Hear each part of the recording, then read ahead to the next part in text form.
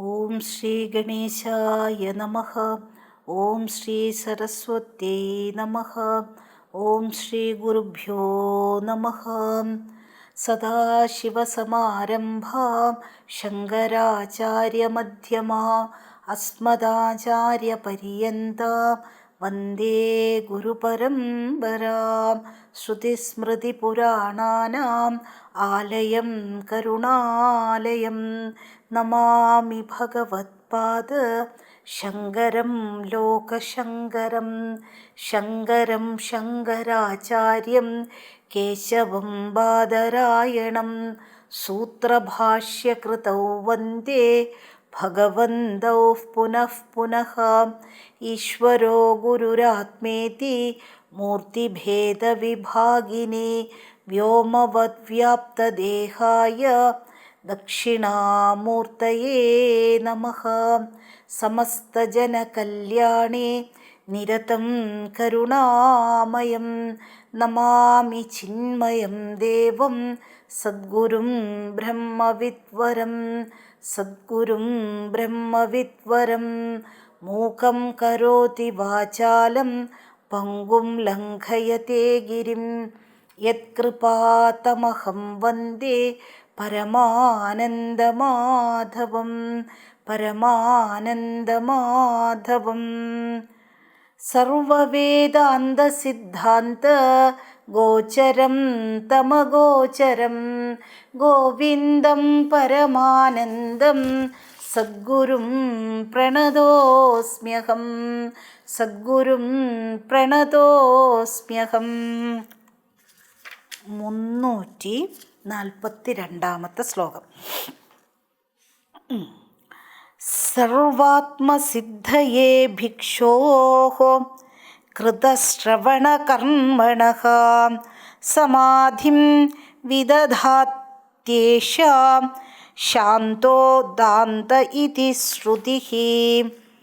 സർവാത്മസിദ്ധയേ ഭിക്ഷോഃ കൃതശ്രവണകർമ്മണഃ സമാധിം വിദധാത്യേഷാം ശാന്തോ ദാന്ത ഇതി ശ്രുതിഃ.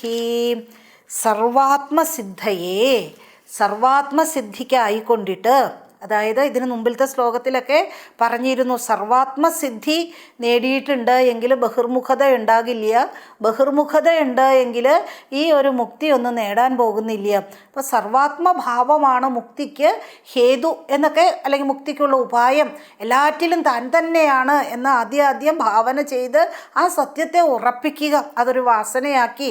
അതുതന്നെയാണ് സത്യം. തദേവ സത്യം തതുഹൈവ മംഗളം. അതാണ് ഏറ്റവും മംഗളമായിട്ടുള്ള, അല്ലെങ്കിൽ ഏറ്റവും ഉയർന്ന നില എന്നുള്ളതും അത് തന്നെയാണ്. അപ്പോൾ അങ്ങനെയുള്ള ആ ഒരവസ്ഥ നേടാനായിക്കൊണ്ടിട്ട് സർവാത്മസിദ്ധയെ, സർവാത്മസിദ്ധിക്കായിക്കൊണ്ടിട്ട് ഭിക്ഷോഹോ, ഭിക്ഷു, ഭിക്ഷു എന്ന് വെച്ചിട്ടുണ്ടെങ്കിലോ, ഭിക്ഷു എന്ന് വെച്ചിട്ട് അതിൽ നിന്നല്ലേ നമ്മൾ ഈ മലയാളത്തിൽ പിച്ചക്കാരെന്നൊക്കെ പറയുന്നത്. ഭിക്ഷക്കാർ എന്നുള്ളതാണ് പിച്ചക്കാരൊക്കെ ആയി മാറിയത് അല്ലേ. ഭിക്ഷ എടുത്തിട്ട് ജീവിക്കുക, അതായത് ജീവിതം നിലനിർത്താൻ വേണ്ടിയിട്ടുള്ള കാര്യങ്ങൾ, അത് ഗൃഹസ്ഥരാണ് അത് ചെയ്യുക അല്ലേ. ഗൃഹസ്ഥർ വളരെ വളരെ ബഹുമാനത്തോടു കൂടിയാണ് ആ ഭിക്ഷ കൊടുക്കുക എന്നുള്ള കർമ്മം നിർവഹിക്കുക. അപ്പം അങ്ങനെ ഉള്ള ഒരു ഭിക്ഷു കൃതശ്രവണ കർമ്മണഃ, ഗുരുവിൻ്റെ അടുത്ത് പോയി ഇനി വേദാന്ത ശ്രവണമൊക്കെ നടത്തണം. വേദാന്ത ശ്രവണമൊക്കെ നടത്തിയിട്ട് അതായത് ഗുരുവിൻ്റെ അടുത്ത് പോകണമെങ്കിൽ സാധന ചതുഷ്ടയ സമ്പന്നത്വമൊക്കെ നേടിയിരിക്കണം. അതായത് ഏതാണ്ട് 4 കൂട്ടം കാര്യങ്ങൾ, 4 കൂട്ടം ഗ്രൂപ്പാണ് കേട്ടോ, അത് ഒന്ന് പറഞ്ഞുവെങ്കിലും അതിൽ പല കാര്യങ്ങളുണ്ട്. അങ്ങനെയുള്ള കുറച്ച് കുറച്ച് എലിജിബിലിറ്റിയൊക്കെ വേണം. ഈ തരത്തിലുള്ള സ്വഭാവ സവിശേഷതകളുമൊക്കെ ആയിട്ടാണ് ഒരുവൻ ഗുരുവിൻ്റെ അടുത്ത് ചെന്ന് വേദാന്ത ശ്രവണമൊക്കെ ചെയ്ത് എന്നിട്ട് എന്താ ചെയ്യേണ്ടത്? അങ്ങനെ നടത്തിയിട്ടുള്ള ഒരുവൻ സർവാത്മസിദ്ധയെ ഭിക്ഷോഹോ കൃതശ്രവണകർമ്മണ, ശ്രവണകർമ്മമൊക്കെ കഴിഞ്ഞു, എന്നിട്ടോ സമാധിം വിദധാത്യേഷ ശാന്തോ ദാന്ത ഇതി ശ്രുതി. എന്നിട്ട് എന്താ ചെയ്യേണ്ടത്? സമാധി അഭ്യാസം, ധ്യാന അഭ്യാസം ചെയ്യണം. അപ്പോൾ സാധന ചതുഷ്ടയ സമ്പന്നനായിട്ടുള്ള ഒരുവൻ ശ്രവണം ഒക്കെ ചെയ്ത് പിന്നെ എന്താ ചെയ്യേണ്ടത്? ആത്മാവിൽ തന്നെ ഈ മനസ്സിനെ നിരന്തരം മനസ്സ് ആത്മാവിൽ മുക്കി വെക്കണം എന്നൊക്കെ പറഞ്ഞിട്ടുണ്ടെങ്കിൽ എന്താ അർത്ഥം? അതായത് മനസ്സ് പലയിടത്തേക്കും അലഞ്ഞുകൊണ്ട് പോകുന്ന ആ മനസ്സിൻ്റെ സ്വഭാവമാണ് ഇതിങ്ങനെ അലയുക എന്നുള്ളത്. അതിനെ അഭ്യാസത്തിലൂടെ തിരിച്ച് പിടിച്ച് വലിച്ച്, കുഞ്ഞുങ്ങളെയൊക്കെ ചില അമ്മമാർ ഒരു വടിയൊക്കെ കാണിച്ച് കയ്യുമ്മേലൊക്കെ ഇങ്ങനെ മുറുക്ക പിടിച്ച് 2 കൊടുത്ത് വിളിച്ചുകൊണ്ട് വരില്ലേ, അതുപോലെ നമ്മളുടെ മനസ്സിനെ നല്ല രീതിയിൽ ശാസനയും സ്നേഹവും ഒക്കെ കൊടുത്ത് തിരിച്ച് പിടിച്ച് കൊണ്ടുവന്ന് അതിൻ്റെ സോഴ്സിൽ തന്നെ എവിടുന്നാണോ അത് ഉദിച്ചത്, എവിടുന്നാണോ അത് പൊന്തി വന്നത് ഈ മനസ്സ്, അവിടെ തന്നെ അതിനെ നിക്ഷേപിക്കണം. ആ ഒരവസ്ഥ. അങ്ങനെയുള്ളവൻ മനസ്സ് ആത്മാവിൽ മുക്കാനായിക്കൊണ്ടിട്ട്, അല്ലെങ്കിൽ മനസ്സിനെ ആത്മാവിൽ നിർത്താനായിക്കൊണ്ടിട്ട് നിരന്തരം പരിശ്രമിക്കണം. അങ്ങനെയാണെങ്കിൽ മാത്രമേ ഈ സർവാത്മസിദ്ധി എന്നുള്ളത് കിട്ടുകയുള്ളൂ.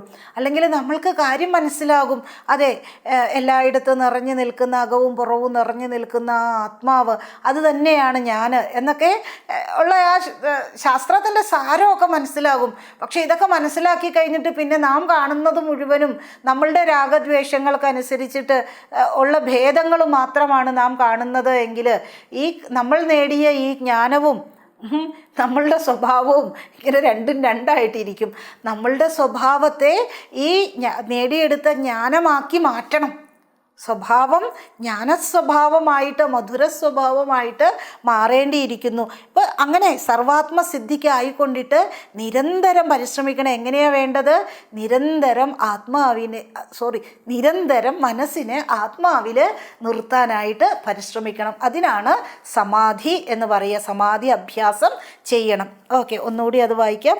സർവാത്മസിദ്ധയേ ഭിക്ഷോഹോ കൃതശ്രവണകർമ്മണഃ സമാധിം വിദധാത്യേഷ ശാന്തോ ദാന്ത ഇതി ശ്രുതിഃ. ആരൂഢശക്തേരഹമോ വിനാശഃ കർത്തും ന ശക്യഃ സഹസാപി പണ്ഡിതൈഃ യേ നിർവികൽപാഖ്യ സമാധി നിശ്ചലാഃ താനന്തരാനന്ദഭവാഹി വാസനാഃ. ആരൂഢശക്തേരഹമോ വിനാശഃ കർത്തും ന ശക്യഃ സഹസാപി പണ്ഡിതൈഃ യേ നിർവികൽപാഖ്യ സമാധി നിശ്ചലാഃ താനന്തരാനന്ദഭവാഹി വാസനാഃ. ആരൂഢശക്തേഃ അഹമഹ വിനാശഃ. വിനാശഃ എന്ന് വെച്ചാലോ നാശം, വിനാശം, പൂർണ്ണമായിട്ടുള്ള നാശം. എന്തിൻ്റെ നാശം? അഹമഹ എന്ന് വെച്ചാലോ അഹങ്കാരത്തിൻ്റെ. ഈ അഹങ്കാരം എന്നുള്ളത് അവിദ്യയുടെ പ്രോഡക്റ്റാണ് അല്ലേ? അവിദ്യയുടെ സന്തതിയാണ് ഈ അഹങ്കാരം. അപ്പം ഇത് അനാദി മുതൽക്കേ ഉണ്ട്. ഇത് അവിദ്യ എന്നാണോ തുടങ്ങിയത് അറിയില്ലേ? അനാദിയാണെന്ന്. അനാദ്യ അവിദ്യ നമ്മളിതിനു മുമ്പ് കണ്ടു അല്ലേ? അനാദിയാണ്, അവിദ്യ അനാദിയാണ്. അതുപോലെ തന്നെയാണ് ഈ അഹങ്കാരവും. നമ്മുടെയൊക്കെ സ്ഥാപനങ്ങളിൽ എവിടെയാണെങ്കിലും, മിഷൻ്റെ ആണെങ്കിലും അല്ല ഏത് ഓർഗനൈസേഷൻ്റെ ആണെങ്കിലും, ഇപ്പോൾ ഒരു ഉദാഹരണത്തിന് ഒരാൾ കുറേ വർഷമായിട്ട് ഞാനാണ് ഈ ക്ഷേത്രത്തിൻ്റെ പ്രസിഡൻറ്റ്, ഏതാണ്ട് 30 വർഷമായിട്ട് ഞാനാണ് ഈ ക്ഷേത്രത്തിൻ്റെ പ്രസിഡൻറ്റ് എന്ന് പറഞ്ഞുകൊണ്ടിരിക്കുന്ന, അല്ലെങ്കിൽ അങ്ങനെയാണ് കേട്ടോ, അയാൾ പറഞ്ഞുകൊണ്ടിരിക്കുക മാത്രമല്ല, അദ്ദേഹമാണ് 30 വർഷമായിട്ട് ഈ ക്ഷേത്രത്തിൻ്റെ പ്രസിഡൻറ്റ്. അദ്ദേഹത്തെ നീക്കം ചെയ്യുക എന്നുള്ളത്, ആ പദവിയിൽ നിന്ന് നീക്കം ചെയ്യുക എന്നുള്ളത് അത്ര എളുപ്പമൊന്നുമല്ല. ഏത് കസേരയിലാണോ ഇരിപ്പ് ഉറപ്പിച്ചിട്ടുള്ളത് ആ കസേരയിൽ നിന്നും അദ്ദേഹത്തെ മാറ്റുക എന്നുള്ളത് വളരെ ബുദ്ധിമുട്ടാണ്. കാരണം എന്താ, എല്ലാം എൻ്റെ നിയന്ത്രണത്തിലാണ്. അങ്ങനെയുള്ള എല്ലാ ശക്തിയും പവറും ഒക്കെ അനുഭവിച്ചുകൊണ്ടിരിക്കുന്ന അയാൾക്ക് അവിടെ നിന്ന് പോകാനായിട്ട് ഒരു താല്പര്യം ഉണ്ടാകില്ല. വലിയ ബലം പ്രയോഗിക്കേണ്ടി വരും ആ സ്ഥാനത്തുനിന്ന് നീക്കാനായിക്കൊണ്ടിട്ട്. അപ്പോൾ അതേപോലെ തന്നെയാണ് അഹങ്കാരം, ആരൂഢശക്തി. അഹങ്കാരത്തിൻ്റെ ആ ഒരു പവറുണ്ടല്ലോ, ഞാനാണിതെല്ലാം അറിയുന്നത്, ഞാനാണിതെല്ലാം ചെയ്യുന്നത്, ഞാനാണിതെല്ലാം അനുഭവിക്കുന്നത്, ജ്ഞാത കർത്ത ഭോക്ത എന്നിങ്ങനെയൊക്കെ ഞാനാണ് എല്ലാം. ഇപ്പോൾ ചിലപ്പോൾ ചിലവർക്ക് ഉത്കൃഷ്ടമായിട്ടുള്ള ഭാവമായിരിക്കാം, ഞാനൊരു വലിയ ആളാണ്, ഇന്ന പൊസിഷനിലാണ്, ഇതാണ് ഡോക്ടറാണ്, അതാണ് ഇതാണ്, ഇങ്ങനെയൊക്കെയുള്ള ചിലവർക്കാണെങ്കിലോ ചില കോംപ്ലക്സ്, ഇൻഫീരിയോറിറ്റി കോംപ്ലക്സ് എന്നൊക്കെ പറയില്ലേ, ഞാൻ ഒന്നിനും കൊള്ളില്ലാത്തവർ. ഏതാണ് എങ്കിലും, ഇത് രണ്ടാണ് എങ്കിലും ഒരുപോലെയാണ്.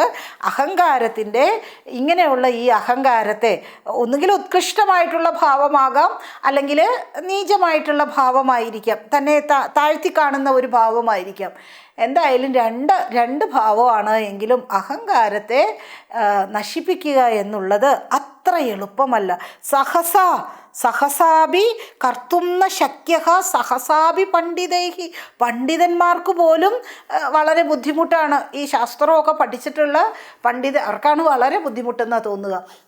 വളരെ ബുദ്ധിമുട്ടാണ് ഈ അഹങ്കാരത്തെ ഇല്ലാതെയാക്കുക എന്നുള്ളത്. അപ്പോൾ അഹങ്കാരം വളരെ സമർത്ഥമാണ്. തന്നെ നശിപ്പിക്കാൻ ഇവർ ശ്രമിക്കുന്നു എന്ന് കരുതുമ്പോഴേ അവരുമായിട്ടൊരു കോംപ്രമൈസിന് പോകുകയാണ്. എന്തിനാണ് എന്നെ ഇപ്പോൾ കൊല്ലേണ്ട കാര്യം? ഞാനൊരു പാവമല്ലേ, എന്താ പറയുക, ഒരു സിമ്പിൾ പേഴ്സണായിട്ടുള്ള എന്നെക്കൊണ്ട് ലോകത്തിന് ഗുണമല്ലേ ഉള്ളൂ, ഇപ്പോൾ എന്തിനിപ്പോൾ എന്നെ കൊല്ലണത്? ഇങ്ങനെയൊക്കെ പറഞ്ഞ് ഈ അഹങ്കാരം തുടരുകയാണ്. എങ്ങനെയെങ്കിലും അത് തുടരും. ആർക്കും സാധിക്കില്ല എന്നാണെങ്കിലോ ചിലർക്ക് സാധിക്കും ഈ അഹങ്കാരത്തിനെ നശിപ്പിക്കാനായിട്ട്. ആർക്കാ സാധിക്കുക? ആചാര്യ ഭഗവാൻ പറയുന്നു, ഏ നിർവികൽപാക്യ സമാധി നിശ്ചലാഹ താനന്ദരാനന്ദഭവാഹി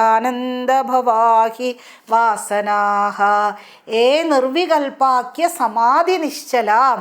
ആരാണോ ദൃഢസമാധിയിൽ മുഴുകുന്നത്, അല്ലെങ്കിൽ നിരന്തരം ആ സമാധിയിലെ നിർവികൽപ്പ സമാധി, അതായത് സവികൽപ്പ സമാധിയിൽ ഞാൻ ബ്രഹ്മമാണ് എന്നുള്ള ആ ഒരു ചിന്ത ഉണ്ടാകും. അത് ദൃഢമായിട്ടുണ്ട് എങ്കിലാണ് സവികൽപ്പ സമാധി എന്ന് പറയാൻ സാധിക്കുകയുള്ളൂ. അവസാനം ആ ചിന്ത കൂടും ഇല്ലാതെയായിട്ട് താൻ സ്വരൂപ അവസ്ഥിതനായിട്ടിരിക്കുന്ന ആ ഒരവസ്ഥ ഒരു കുറച്ച് നേരത്തേക്കെങ്കിലും കിട്ടും ചിലപ്പോൾ. അത് കഴിഞ്ഞിട്ട് പിന്നെയും അതിൻ്റെ ദൃഢതയ്ക്കായിക്കൊണ്ടിട്ട് ആരാണോ നിരന്തരം പരിശ്രമിക്കുന്നത്. എങ്ങനെ പരിശ്രമിക്കണം? ഈ ലോകത്ത് നിന്ന് എനിക്കൊന്നും വേണ്ട, പരലോകത്തിലേക്കായിട്ടും എനിക്കൊന്നും വേണ്ട, ഇങ്ങനെയൊക്കെ ഈ ലോകത്തിൽ നിന്നും പൂർണ്ണമായിട്ടും പിന്തിരിഞ്ഞ് താൻ ആനന്ദ സ്വരൂപമാണെന്നുള്ള അറിവിനെ അനുഭവമാക്കാൻ വേണ്ടിയിട്ട് ദൃഢമായിട്ട് ആരാണോ പരിശ്രമിക്കുന്നത് അവർക്ക് മാത്രമേ അഹങ്കാരത്തെ പൂർണ്ണമായിട്ടും നീക്കാനായിക്കൊണ്ടിട്ട് സാധിക്കുകയുള്ളൂ. അല്ല എങ്കിൽ ഈ അഹങ്കാരം നമ്മളിൽ പല രൂപത്തിൽ അവതരിച്ച് അത് നമ്മിൽ തന്നെ, പറഞ്ഞുവല്ലോ, കുറേ വർഷമായിട്ട് ഇരിക്കുന്ന ഒരു പ്രസിഡൻറ്റിനെയോ മാനേജരെയോ ഒക്കെ മാറ്റാനായിട്ട് വലിയ പാടാണ് അല്ലേ? കാരണം അവരത്രമാത്രം സുഖമായിട്ടാണ് അവരനുഭവിക്കുന്നു. സുഖമുണ്ടോ ദുഃഖമുണ്ടോ എന്നുള്ളതിനേക്കാളേറെ അവർ ആ പദവി അവിടെ ആസ്വദിക്കുന്നുണ്ട്. അതിൽ നിന്നും അവരെ നീക്കം ചെയ്യാൻ അത്ര എളുപ്പമല്ല. അപ്പോൾ അതേപോലെ തന്നെയാണ് ഈ അഹങ്കാരമാകുന്ന പിശാച് അല്ലേ? നമ്മൾ ഇതിനു മുമ്പൊക്കെ കണ്ടിരുന്നു, പാമ്പാണ്, പിശാചാണ് എന്നൊക്കെ പറഞ്ഞിട്ട്. അനന്തഭാവാഹി വാസനാഹ. അപ്പോൾ ഈ വാസനകളാണ് എങ്കിലോ വാസനകളുടെ സ്റ്റോർ ഹൗസ് അനന്തമാണ്. അനന്തഭാവാഹി വാസനാഹ. വാസനകൾ, ആ വാസനകളിൽ നിന്ന് ആ കെട്ടിൽ നിന്ന് അനവധി ജന്മത്തേക്ക് നമ്മളെ അനവധി ജന്മം തരാനായിട്ടുള്ള പ്രാപ്തി ആ വാസന കെട്ടിനുണ്ട്. അപ്പോൾ അതിനെയെല്ലാം അതിൽ നിന്നുമൊക്കെ മുക്തനായി ഈ അഹങ്കാരത്തിൻ്റെ നാശത്തെ പൂർണ്ണമായിട്ടും ഇല്ലാതെയാക്കണമെങ്കിൽ ഈ തരത്തിലുള്ള സമാധി അഭ്യാസത്തെ ദൃഢപ്പെടുത്തുക മാത്രമേ വഴിയുള്ളൂ. ഒന്നുകൂടി ഇത് വായിക്കാം. ആരൂഢശക്തേരഹമോ വിനാശഃ കർത്തുന്ന ശക്യ സഹസാപി പണ്ഡിതൈഃ യേ നിർവികൽപാഖ്യ സമാധി നിശ്ചലാ താനന്തരാനന്ദഭവാഹി വാസനാഃ. അടുത്തത് 344. അഹം ബുദ്ധ്യൈവ മോഹിന്യാം യോജയിത്വാ വൃതേർബലാത് വിക്ഷേപശക്തിഃ പുരുഷം വിക്ഷേപയതി തദ്ഗുണൈഃ. അഹം ബുദ്ധ്യൈവ മോഹിന്യാം യോജയിത്വാ വൃതേർബലാത് വിക്ഷേപശക്തിഃ പുരുഷം വിക്ഷേപയതി തദ്ഗുണൈഃ. വിക്ഷേപശക്തി പുരുഷം പുരുഷനെ തദ്ഗുണൈഃ അതിൻ്റെ ഗുണങ്ങളാൽ അഹം ബുദ്ധ്യാ ഏവ യോജയിത്വ അഹം ബുദ്ധിയാ തന്നെ യോജിപ്പിക്കും. അഹം ബുദ്ധിയുമായിട്ട് യോജിപ്പിക്കും. എന്ത്? വിക്ഷേപശക്തി. വിക്ഷേപവും ആവരണശക്തി, രണ്ട് ശക്തികളെക്കുറിച്ച് നമ്മൾ ഇതിനു മുമ്പ് കണ്ടതാണ് അല്ലേ. അപ്പോൾ ഈ വിക്ഷേപശക്തി അഹം ബുദ്ധ്യാ ഏവ യോജയിത്വ അഹങ്കാരത്തെ അല്ലെങ്കിൽ അഹം ബുദ്ധിയുമായിട്ട് യോജിപ്പിക്കുന്നു. അതായത് ഞാൻ ഇന്നയാളാണ്, നല്ലതുപോലെ ഞാൻ ഡാൻസ് ചെയ്യും, അല്ലെങ്കിൽ നല്ലതുപോലെ വളരെയധികം ഇങ്ങനെ പല കാര്യങ്ങൾ നമുക്ക് പറയാനൊന്നും ഇല്ലാത്തത് കൊണ്ട് ഒന്നുമില്ലായ്മയും അതും അതെ. അപ്പോൾ ഇങ്ങനെ പലതരത്തിലുള്ള കാര്യങ്ങളുമായിട്ട് ഞാൻ സോ ആൻഡ് സോ എന്നൊക്കെ പറഞ്ഞിട്ട് ഞാൻ ഇതാണ് അതാണ് ഇങ്ങനെയൊക്കെ പല കാര്യങ്ങളിലേക്ക് നമ്മെ കൊണ്ട് ചെന്നെത്തിക്കും. ഇപ്പോൾ രജോ ഗുണത്തിൻ്റെ വിക്ഷേപശക്തിയുമായിട്ട് ഈ വിക്ഷേപശക്തി ഈ അഹങ്കാരവുമായിട്ട് യോജിച്ച് അല്ലെങ്കിൽ യോജിപ്പിച്ചിട്ട് മോഹത്തിൽപ്പെടുത്തുകയാണ്. അപ്പോൾ ഈ വിക്ഷേപശക്തിയാണ് ഈ അഹങ്കാരത്തെ ഇങ്ങനെ ദൃഢപ്പെടുത്തുന്നത്. പിന്നെയോ ഓൾറെഡി ആവരണമുണ്ടവിടെ. എപ്പോഴും ആവരണം എന്ന് വെച്ചിട്ടുണ്ടെങ്കിലോ കവറിങ് ആണ്. എന്തിനെ കവർ ചെയ്തിരിക്കുന്നു? സ്വരൂപത്തെ മറച്ചിരിക്കുന്നു. സ്വരൂപ അജ്ഞാനമുണ്ട്. പിന്നെയോ തെറ്റായ ധാരണയും കൂടി കൂടുകയാണ്. അപ്പോൾ ഈ വിക്ഷേപശക്തി അഹങ്കാരവുമായിട്ട് സന്യാസത്തിൽ പോലും, അതായത് എല്ലാം സന്യസിച്ചിട്ടാണ് ഒരുവൻ സന്യാസിയായി തീരുക. അവിടെ പോലും പലതരത്തിലുള്ള വിക്ഷേപം അല്ലെങ്കിൽ പലതരത്തിലുള്ള കാണാൻ സാധിക്കും. എന്തിൽ ഭേദം? നിങ്ങളൊരു കുറച്ച് രൂപയുള്ള അല്ലെങ്കിൽ കുറച്ച് സാലറി ഉള്ള ഒരു ജോലി ഉപേക്ഷിച്ചിട്ടല്ലേ ഈ സന്യാസം എടുത്തത്. ഞാനങ്ങനെയല്ല, ഒരു വലിയ കമ്പനിയുടെ ഉടമസ്ഥനായിരുന്നു. അതൊക്കെ നിശേഷം വിട്ടെറിഞ്ഞിട്ടാണ് ഞാൻ സന്യസിച്ചത്. രണ്ടും സന്യാസം തന്നെയല്ലേ. ഉപേക്ഷിക്കുക എന്നുള്ളത് ഉപേക്ഷിച്ച് കഴിഞ്ഞാൽ പിന്നെ ഒന്നും ഇല്ലാണ്ടായില്ലേ. അപ്പോൾ ഈ ഞാൻ എല്ലാം ഉപേക്ഷിക്കുന്നു, ഇത്തരത്തിലുള്ള ഭാവങ്ങളും ഇല്ലാതാകണം. ചിലവർ പറയും സന്യാസിയാണെങ്കിലും അവിടെയും ഉണ്ടല്ലോ ഗ്രഡേഷനൊക്കെ ഉണ്ട്. 10,000 ശിഷ്യഗണങ്ങളുള്ള ആളും അത് കുറച്ച് ഒന്ന് വേറെയാണ്. ഇനി അതല്ലെങ്കിൽ ബ്രാഹ്മണ സന്യാസി, ക്ഷത്രിയ സന്യാസി, ഇങ്ങനെയൊക്കെ ഇവിടെ എല്ലായിടത്തും എവിടെയും എത്രയൊക്കെ ഉപേക്ഷിച്ചാലും ഈ അഹങ്കാരമാകുന്ന പിശാച് നമ്മളിൽ നിന്നും പോകില്ല. അത് മാറണമെങ്കിൽ ദൃഢസമാധിയിൽ മുഴുകുക മാത്രമേ വഴിയുള്ളൂ. ഇല്ലാതെ ഈ അഹങ്കാരത്തിൻ്റെ നാശത്തെ ആർക്കും ചെയ്യാനായിട്ട് സാധിക്കില്ല. അപ്പം അഭിമാനം ഈ ക്യാൻസർ പോലെയാണ്. എവിടെയും അത് പടർന്നു പിടിക്കും. അല്ലെങ്കിൽ ശരീരത്തിൻ്റെ ഏതു ഭാഗത്ത് വേണമെങ്കിലും ക്യാൻസർ വരും അല്ലെങ്കിൽ വന്നേക്കാം. അതുപോലെ തന്നെയാണ് ഏത് തലത്തിലായാലും, ജീവിതത്തിൻ്റെ ഏത് തലത്തിലായാലും ഈ അഭിമാനം എന്നുള്ളത് കടന്നുകൂടും. അപ്പം അതുകൊണ്ട് വിക്ഷേപശക്തി ഒരു പുരുഷനെ മോഹിപ്പിക്കുന്നു.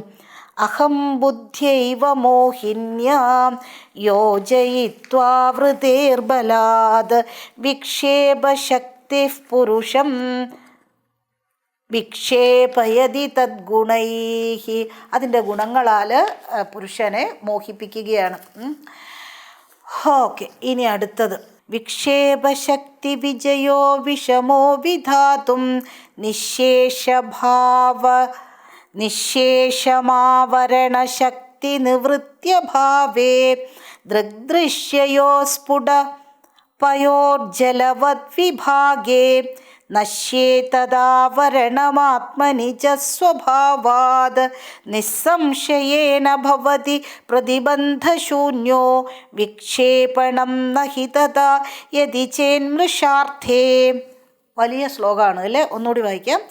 വിക്ഷേപശക്തി വിജയോ വിഷമോ വിധാതും നിശേഷമാവരണശക്തി നിവൃത്യഭാവേ ദൃഗ്ദൃശ്യയോ സ്ഫുടപയോ ജലവദ്വിഭാഗേ നശ്യേതദാവരണമാത്മനി ച സ്വഭാവാത് നിസ്സംശയേന ഭവതി പ്രതിബന്ധശൂന്യോ വിക്ഷേപണം നഹി തഥാ യദി ചേന്മൃഷാർത്ഥേ. ഈ ബ്രഹ്മനിഷ്ഠയുടെ ആവശ്യകതയെക്കുറിച്ച് പറഞ്ഞിരിക്കുകയാണ്. അതായത് സമാധി, ദൃഢസമാധിയുടെ ആവശ്യകതയെക്കുറിച്ച് പറഞ്ഞിരിക്കുകയാണ്. കാരണം അവിടെയും ഈ ബ്രഹ്മനിഷ്ഠമാകാനായിട്ട് സാധിക്കുന്നില്ല ഒരുവന്, അല്ലെങ്കിൽ ഒരു സാധകനെ സംബന്ധിച്ചിടത്തോളം. കാരണം എന്താ, ഈ വിക്ഷേപശക്തിയും ആവരണശക്തിയും ഒക്കെ തടസ്സം നിൽക്കുകയാണ്. അപ്പോൾ ഇവയെ കീഴടക്കുക എന്നുള്ളത് വളരെ ബുദ്ധിമുട്ടാണ്. വിക്ഷേപശക്തിയെയും ആവരണശക്തിയെയും കീഴടക്കുക എന്നുള്ളത് വളരെ ബുദ്ധിമുട്ടാണോ എന്ന് കരുതിക്കൊണ്ട് അജ്ഞാനത്തിലേക്ക് തിരികെ പോകാനായിട്ട് സാധിക്കുമോ? അല്ലേ? രാമകൃഷ്ണ പരമഹംസർ ഒരിക്കൽ ചോദിക്കുകയുണ്ടായി, ശുദ്ധമായിട്ടുള്ള ജലം കിട്ടുന്നില്ല എന്ന് കരുതി ആരെങ്കിലും ഓടയിലെ ജലം കുടിക്കാനായിട്ട് ശ്രമിക്കുമോ? അപ്പോൾ വിക്ഷേപശക്തിയെയും ആവരണശക്തിയെയും ഒക്കെ നിയന്ത്രിക്കുക എന്നുള്ളത് ബുദ്ധിമുട്ടാണെന്നേ പറഞ്ഞിട്ടുള്ളൂ, അസാധ്യമാണെന്നൊന്നും പറഞ്ഞിട്ടില്ല. അപ്പോൾ അത് ബുദ്ധിമുട്ടാണ് എന്ന് കരുതിക്കൊണ്ട് തിരിച്ച് ഈ ശരീര താതാത്മ്യവുമായി പലതരത്തിലുള്ള ലോകത്തിലെ പല കാര്യങ്ങൾ വെട്ടിപ്പിടിക്കാനായിട്ട് തിരികെ പോകുക, അജ്ഞാനാവസ്ഥയിലേക്ക് തിരികെ പോകുക എന്നുള്ളത് അതും സാധ്യമല്ല. അപ്പോൾ ഇവിടെ പറഞ്ഞിരിക്കുന്നു വിക്ഷേപശക്തി വിജയോ വിഷമോ വിധാതും. വിജയ വിഷമഃ വിധാതും. അത് നേടിയെടുക്കാനായിക്കൊണ്ടിട്ട് വളരെയധികം വിഷമമാണ്, ബുദ്ധിമുട്ടാണ്. വിക്ഷേപശക്തിയെയും അതിൻ്റെ കാര്യത്തെയും അതിൻ്റെ എഫക്റ്റിനെയും ഒക്കെ കീഴടക്കുക എന്നുള്ളത് വളരെ ബുദ്ധിമുട്ടാണ്. നിശേഷം ആവരണശക്തി നിവൃത്തി അഭാവേ. ആവരണശക്തിയുടെ പ്രഭാവത്താൽ ഈ ആവരണശക്തി നിലനിൽക്കുന്നിടത്തോളം കാലം വിക്ഷേപശക്തിയെ കീഴടക്കുക എന്നുള്ളത് ബുദ്ധിമുട്ടാണ്. അതായത് ആവരണശക്തി എന്ന് വെച്ചിട്ടുണ്ടെങ്കിലോ തൻ്റെ സ്വരൂപത്തെക്കുറിച്ചുള്ള ആ വളരെ ക്രിസ്റ്റൽ ക്ലിയർ ആയിട്ടുള്ള ഒരു ജ്ഞാനം ഇല്ലാതെ ഇരിക്കുക. അപ്പോൾ വിക്ഷേപശക്തിയെ, ആ ഒരു അവസ്ഥയിൽ വിക്ഷേപശക്തിയെ കീഴടക്കുക എന്നുള്ളത് സാധിക്കില്ല. അപ്പോൾ ഒരു വൈറസിനെ പൂർണ്ണമായിട്ട് നശിപ്പിച്ചാൽ മാത്രമേ ആ രോഗത്തെ പൂർണ്ണമായിട്ട് മാറ്റാനായിട്ട് സാധിക്കുകയുള്ളൂ. ആ വൈറസിന് അത് അവിടെ ഇവിടെയൊക്കെ ഉണ്ട്, ഒരു ഫംഗസ് തന്നെയാണ് എങ്കിലും ശരീരത്തെ പൂർണ്ണമായിട്ടും മാറ്റാനായിട്ട് പറ്റിയില്ല എങ്കിൽ ഇടയ്ക്കിടയ്ക്ക് അതിൻ്റെ ആക്രമണം ഉണ്ടാകും, അല്ലേ? രോഗം പൂർണ്ണമായിട്ടും മാറിയില്ല. അതുപോലെ തന്നെ ഈ വിക്ഷേപശക്തിയുടെ എഫക്റ്റ് ആയിട്ടുള്ള നമ്മുടെ സ്ട്രെസ്സ്, സ്ട്രെയിന്, ടെൻഷൻ, ഇത്തരത്തിലുള്ള ഇതെല്ലാം വിക്ഷേപശക്തിയുടെ എഫക്റ്റാണ്. ഇവ നമ്മിൽ പ്രവർത്തിക്കുന്നത് നമ്മൾ ആവരണശക്തി ഉള്ളത് കൊണ്ടാണ്. ആവരണശക്തി എന്ന് വെച്ചിട്ടുണ്ടെങ്കിലോ നമ്മൾക്കറിയില്ല, സ്വരൂപം എന്താണെന്നൊന്നും അറിയില്ല, എന്നിട്ടോ വേറെ എന്തൊക്കെയോ ആണ് താൻ എന്ന് നിലച്ചിരിക്കുകയാണ്. അപ്പോൾ വിക്ഷേപശക്തിയുടെ ആ പവർ എന്നുള്ളത് ആവരണശക്തിയിലാണ്. അതിനെ വെറുതെ അങ്ങനെ ഉപരിപ്ലവമായിട്ട് പെട്ടെന്ന് അങ്ങോട്ട് നീക്കം ചെയ്യാനൊന്നും സാധിക്കുകയില്ല. അതിനെ നീക്കം ചെയ്യണമെങ്കിൽ കുറച്ച് വർക്ക് ചെയ്യണം. ദൃഗ്ദൃശ്യയോഹോ സ്ഫുടപയോ ജലവത് വിഭാഗേ. അതായത് ആ ഒരു വിഭജനം, ഒരു ഡിവിഷൻ ഉണ്ടല്ലോ, ദൃഗ്ദൃശ്യയോഹോ. അതായത് കാണുന്നവനും കാഴ്ചയും തമ്മിലുള്ള ആ ഒരു ഭേദമുണ്ടല്ലോ. കാണുന്നവനല്ല കാണുന്ന കാഴ്ച, ഇത് രണ്ടും രണ്ടാണ്. ആത്മ അനാത്മ വിവേചനം നടക്കണം. ഏതുപോലെ നടക്കണം? സ്ഫുടപയോ ജലവത്. പാലും വെള്ളവും കൊടുത്തിട്ടുണ്ടെങ്കിൽ ഈ ഹംസപക്ഷികൾ ഇവയെ വേർതിരിക്കും അത്രേ. അപ്പോൾ അതുപോലെ പാലിനെയും വെള്ളത്തെയും എങ്ങനെ വേർതിരിക്കുമോ അതേപോലെ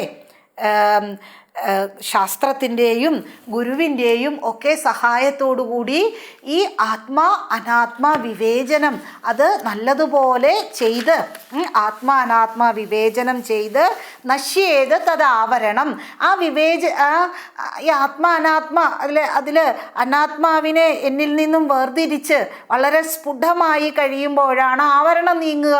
പിന്നെ അവിടെ ഒന്നും മറയ്ക്കാനില്ല, മറ നീങ്ങി സത്യം വെളിപ്പെട്ടു. അപ്പോൾ അനാത്മാവാകുന്ന മറ അത് നീക്കുക.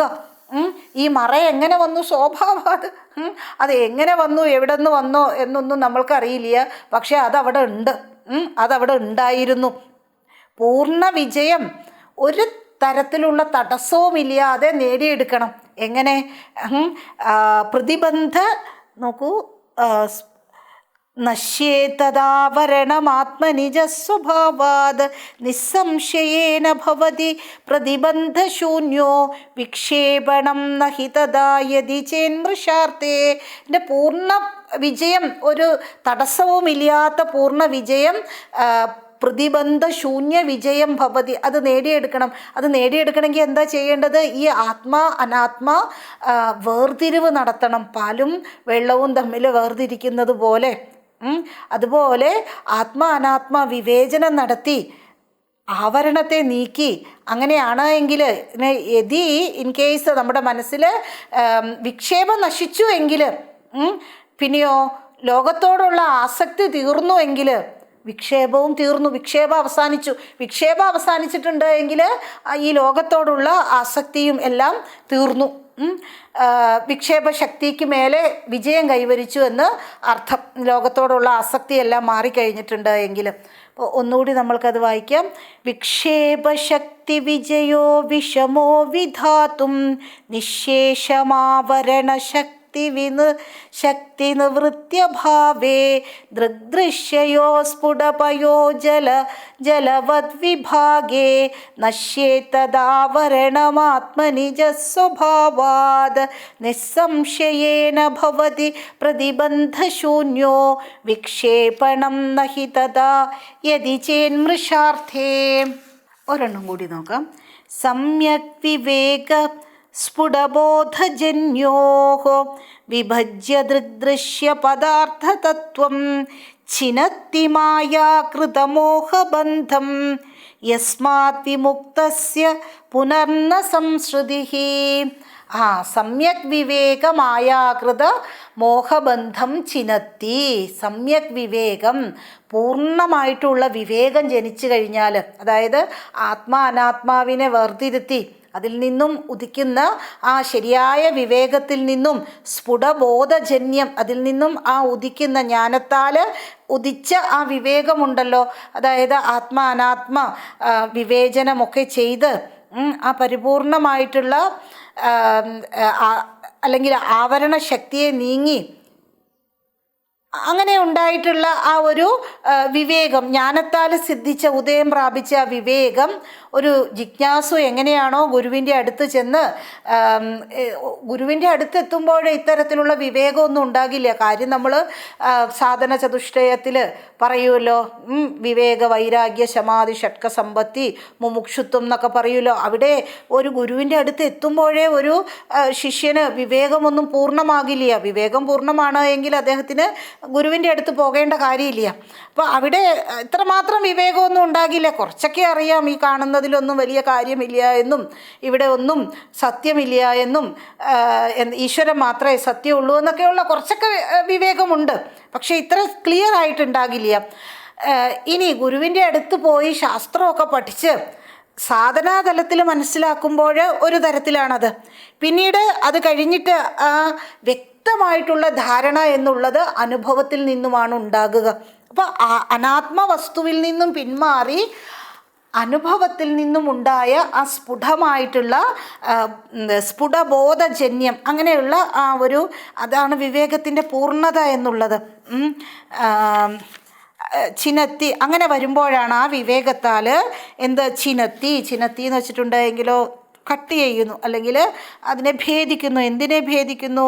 മായാകൃത മോഹബന്ധം, യസ്മാത് വിമുക്തസ്യ പുനർന സംസ്കൃതി. അങ്ങനെയുള്ള ഒരുവനെ സംബന്ധിച്ചിടത്തോളം പിന്നീട് സംസാരം എന്നുള്ളതില്ല, അദ്ദേഹത്തിന് ഒരു മായയില്ല, മായയുടെ കാര്യവുമില്ല, എല്ലാം അദ്ദേഹത്തിൽ അവസാനിച്ചിരിക്കുന്നു, മായയെല്ലാം അവസാനിച്ചിരിക്കുന്നു. പിന്നെ എന്താ അവിടെ നിൽക്കുന്നത്? അവിടെ അവശേഷിക്കുന്നത് പരിപൂർണമായിട്ടുള്ള ആ അനന്തരൂപമായിട്ടുള്ള ആ ഒരു സ്ഥിതി, അത് മാത്രം. പൂർണ്ണ ബ്രഹ്മസ്വരൂപനായിട്ട് ഇവിടെ അങ്ങനെയുള്ള ഒരാൾ മുക്തനായിട്ട് കഴിഞ്ഞുകൂടുന്നു. ഒന്നുകൂടി നമുക്കിത് വായിക്കാം. സമ്യക് വിവേകസ്ഫുടബോധജന്യഃ വിഭജ്യ ദൃഗ്ദൃശ്യ പദാർത്ഥതത്വം ചിനത്തി മായാകൃതമോഹബന്ധം യസ്മാത് വിമുക്തസ്യ പുനർന സംസ്കൃതിഃ. നമുക്ക് അടുത്ത ദിവസം നോക്കാം. ഓം പൂർണ്ണമദഃ പൂർണ്ണമിദം പൂർണ്ണാത് പൂർണ്ണമുദച്യത്തെ പൂർണ്ണസ്യ പൂർണ്ണമാദായ പൂർണ്ണമേവാവശിഷ്യത്തെ. ഓം ശാന്തി ശാന്തി ശാന്തി. ഹരി ഓം. ശ്രീ ഗുരുഭ്യോ നമഃ. ഹരി ഓം.